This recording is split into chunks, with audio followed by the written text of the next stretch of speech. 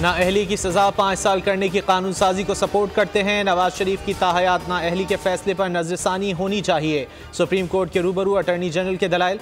इस्तिदा की अदालत ताहयात नाअहली के फैसले का दोबारा जायजा ले। चीफ जस्टिस के पूछने पर तमाम एडवोकेट जनरल्स ने अटॉर्नी जनरल के मौक़िफ़ की तायद कर दी।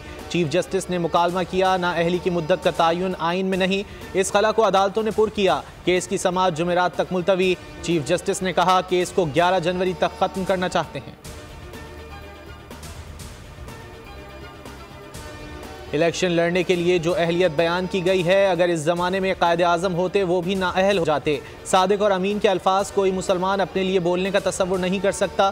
ताहयात नाअहली से मुतालिक केस में चीफ जस्टिस के रिमार्क्स। कहा अगर मैं कागजात नामजदगी जमा कराऊँ और कोई कहे ये अच्छे किरदार का नहीं तो मैं चैलेंज नहीं करूँगा। किरदार के बारे में कहा गया है इसराफ करने वाला ना हो। हम रोज़ बिजली पानी का इसराफ करते हैं, क्या कोई इंसान हल्फन कह सकता है कि वो अच्छे किरदार का हामिल है?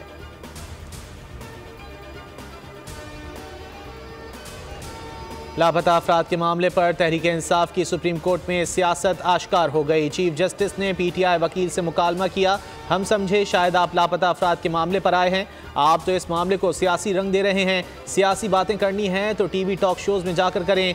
ना पाकिस्तान पीपल्स पार्टी आई, ना मुस्लिम लीग नून। एक मखसूस पार्टी आकर कहती है हमारे बंदों को उठाकर सियासी वाबस्तगियाँ तब्दील करवाई जा रही हैं।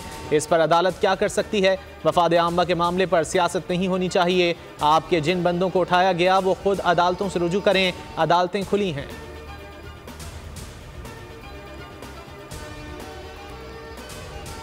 हर इदारे को अपनी हुदूद में रहना चाहिए। पार्लियामेंट को कैसे कानून साजी का हुक्म दे सकते हैं? आइन की कौन सी शिक अदालत को ऐसा करने की इजाज़त देती है?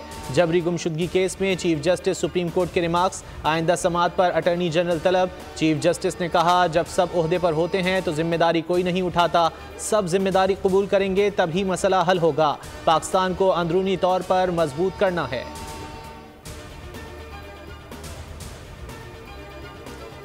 PTI इंट्रा पार्टी और इंतखाबी निशान केस। इलेक्शन कमीशन की अपील पर पेशावर हाई कोर्ट में समाअत। सिंगल बेंच ने दलाइल मुकम्मल होने पर फैसला महफूज कर लिया। वकील इलेक्शन कमीशन की हुक्म इम्तना के फैसले पर नजरसानी की इस्तदा। दलाइल में कहा इंट्रा पार्टी इलेक्शन PTI ने सही तरीके से नहीं कराए। इलेक्शन कमीशन के इख्तियारात पर सवाल उठाए गए। इलेक्शन कमीशन को सुने बगैर हुक्म इम्तना जारी किया गया। वफाकी हुकूमत केस में फरीक ही नहीं। इलेक्शन कमीशन बाइख्तियार इदारा है, उसे अपने फैसले करने का इख्तियार है।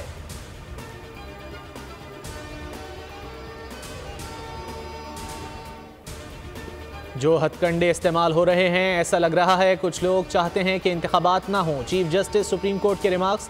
PK 91 के रिटर्निंग ऑफिसर से मुतालिक पेशावर हाई कोर्ट का फैसला करदम करार। चीफ जस्टिस ने कहा एक रिटर्निंग अफसर बीमार हुआ, दूसरा लगा दिया गया। पेशावर हाई कोर्ट ने ठग करके तकर्रुरी कैंसिल कर दी। जज ने नोटिस जारी करना भी मुनासिब न समझा। दरख्वास्त गुजार से इस्तफसार किया। रिटर्निंग ऑफिसर कोई भी हो क्या फ़र्क पड़ेगा? बिला वजह की दरख्वास्तें क्यों दायर की जा रही हैं?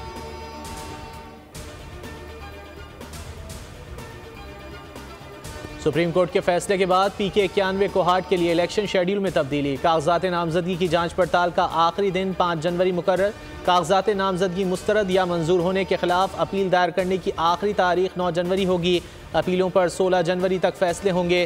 कागजात वापस लेने की आखिरी तारीख 18 जनवरी। इंतखाबी निशान 19 जनवरी को अलॉट किए जाएंगे।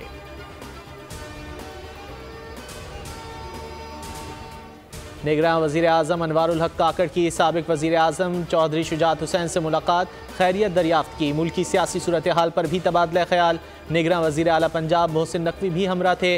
निगरान वज़ीर आज़म का कहना था कि चौधरी शुजात पाकिस्तान के मोतबर सियासतदान हैं, उन्होंने हमेशा रवादारी और मफाहमत की सियासत की।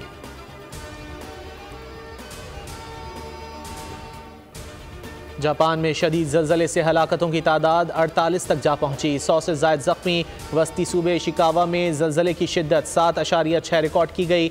दर्जनों इमारतें तबाह, सड़कों में गहरी दरारें। रिहायशी इलाके में आग भड़क उठी। हज़ारों घर बिजली से महरूम। सुनामी वार्निंग के बाद बड़ी तादाद में लोगों का इनखला।